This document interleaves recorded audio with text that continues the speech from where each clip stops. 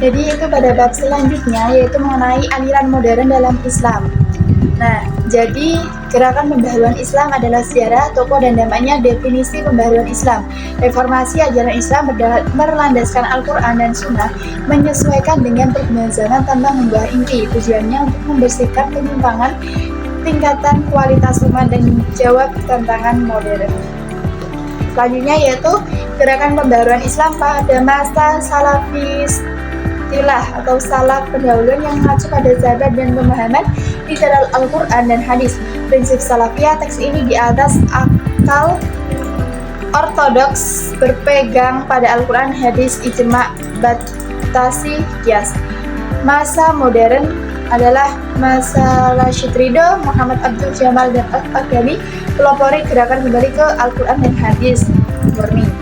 Selanjutnya yaitu tipologi dan perkembangan gerakan salaf wahabiyah. Nah, salafiyah tafsir harfiah Al-Quran, berbasis mazhab yang memahami pesan Islam dengan mazhab. Kelompok pembaru bebas mazhab, ijtihad dan penyesuaian modern. Kontemporer, pendekatan fungsional dan struktur budaya terhadap Quran dan hadis.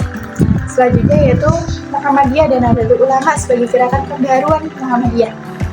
Sebagai gerakan pembaharuan pembaharuan Muhammadiyah ini adalah gerakan reformis dan modernis yang menekankan kembali ke Al-Quran dan hadis. Nah, adaptasi sosial kemasyarakatan, pendidikan dan modernitas. Sedangkan yang NU adalah organisasi menggabungkan tradisi dan modernitas, bergerak di bidang pendidikan, sosial, politik dan budaya. Kiprah NU 1926, paradigma kebudayaan untuk integritas bangsa dan hak beragama. Selanjutnya yaitu tokoh modern pembaruan Islam, yaitu Muhammad Abduh, harmonisasi Islam dengan ilmu pengetahuan dan akal. Selanjutnya Rashid Ridho, yaitu pembaruan pendidikan, menolak takwil dan mendukung kekhalifahan sebagai bentuk negara ideal. Nah, dan yang lainnya. Selanjutnya yaitu sekarang dampak gerakan pembaruan Islam, sosial dan budaya.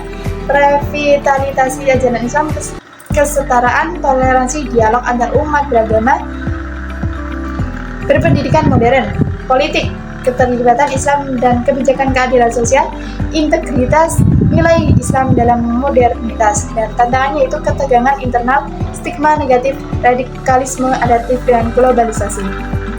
Selanjutnya yaitu kesimpulannya pada bab ini, yaitu gerakan pembaruan Islam adalah punya upaya mengembalikan ajaran Islam kepada sumber asli yaitu Al-Quran dan Sunnah, sambil menyesuaikan dengan perkembangan zaman tanpa menghilangkan esensinya. Tokoh-tokoh seperti Muhammad Abduh, Rashid Ridho, dan Muhammad Iqbal menekankan pentingnya ijtihad, rasio dan penerimaan modernitas. Nah, jadi gerakan ini membawa dampak positif dan transformasi sosial dan politik umat Islam meskipun menghadapi berbagai tantangan internal dan eksternal. Secara keseluruhan, pembaruan Islam berperan penting dalam menjaga relevansi Islam dalam dunia modern ini. Sekian, terima kasih.